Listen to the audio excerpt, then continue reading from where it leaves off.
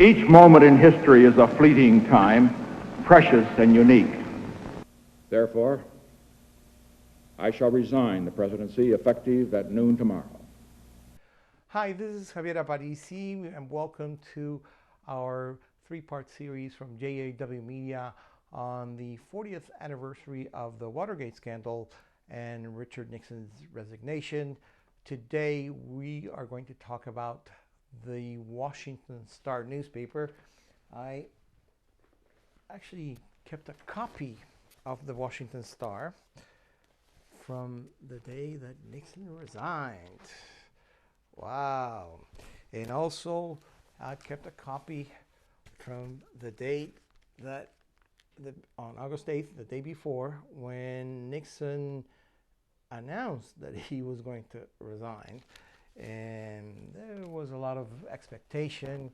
And of course, I don't think many people recall that the Washington Star was an afternoon daily newspaper that competed head-on with the Washington Post. It was actually a much older newspaper that was beginning to fall on hard times, and eventually it went away, and the Washington Post remains to this day.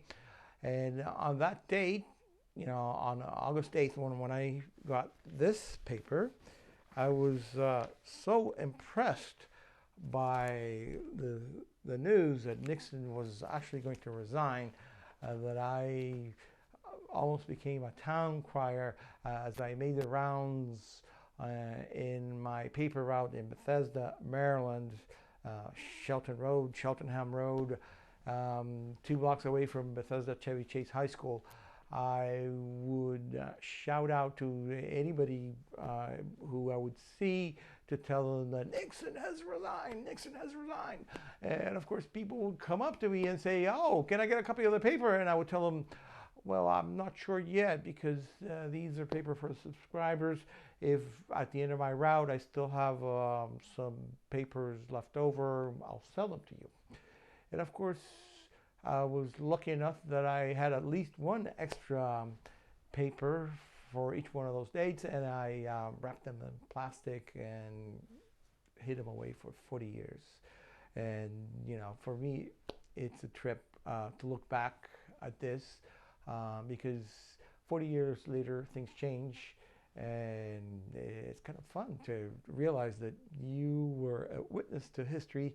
Of course, I wasn't anywhere near the White House, or I've never seen Nixon or any of those figures from those days up close, but it felt very real to me.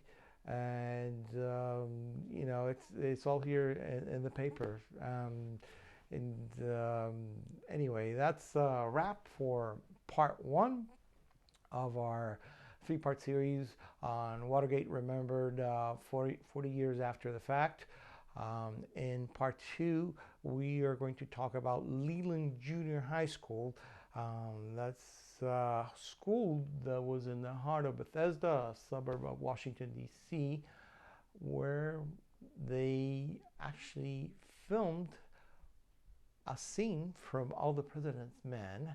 And so we'll talk about that in our next segment.